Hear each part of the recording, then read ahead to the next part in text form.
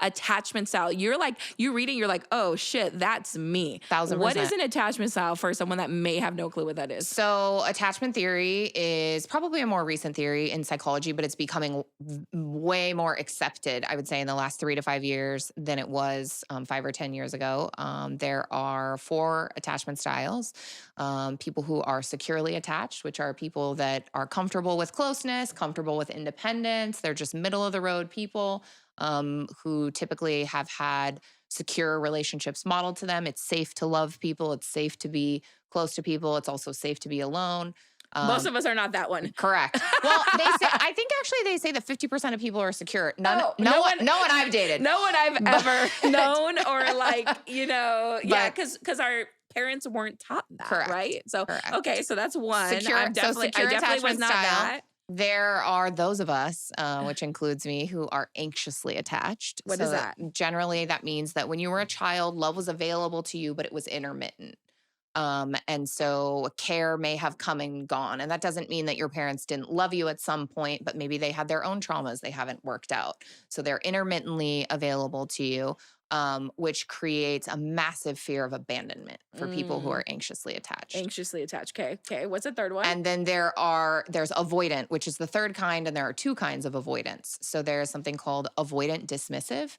Avoidant dismissives at some point in their life, usually before the age of 2, so this is very, very early, are taught that it is not safe to have emotions essentially that you share with people. And so dismissive avoidant people feel like if they get in a relationship, they will have to give up themselves in entirety. And that lack of independence freaks them out. And so they do something that's called stonewalling, right? Where you put up walls all around yourself. You won't let anyone in. These are often the people that shut down when they get emotional. And it's funny, we treat people. They can't show emotions almost, right? Right. Or they seem like they can, but they really are. Exactly. And so we call that being flooded, where you're so flooded with emotions that you can't process anything. And so you stonewall everyone out. And then the 4th type is called fearful avoidance. And someone who is a fearful avoidant really wants to be close to someone, but cannot let anyone near them. I think that's how I was for a long time before I started the healing, maybe. But keep explaining that a little bit. So that means that at some point in your life, you were taught either most of these people were abandoned. You hear in some capacity a parent left or and abandoned. Just so you guys know, and definitely read into all this. It doesn't mean like your parent can still be in the house and you feel abandoned. Correct. Like, it's they not could be that. Emotionally unavailable. I think actually some of my anxious attachment is rooted in the fact that my dad was a firefighter. Yeah. And so he would come and go a lot. And as a child, you don't really understand, right? That your dad is here or there or going to work, et cetera. And I think that's definitely, part of where some of my issues come from. Which, by the way, we're not saying also like her dad is an amazing dad. He did firefighters, absolutely. But I think it's our responsibility as adults to understand this and like work through what might have been created on accident or whatever. Absolutely.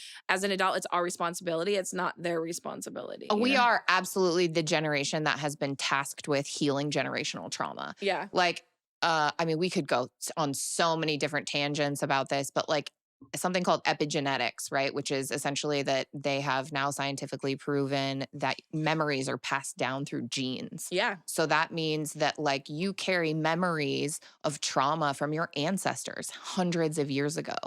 And our generation has become the generation that's like, hey, we're not putting up with this shit anymore. Yeah. And so we're not just healing for ourselves, right? We're healing for hundreds of years of like family lineage. Yeah.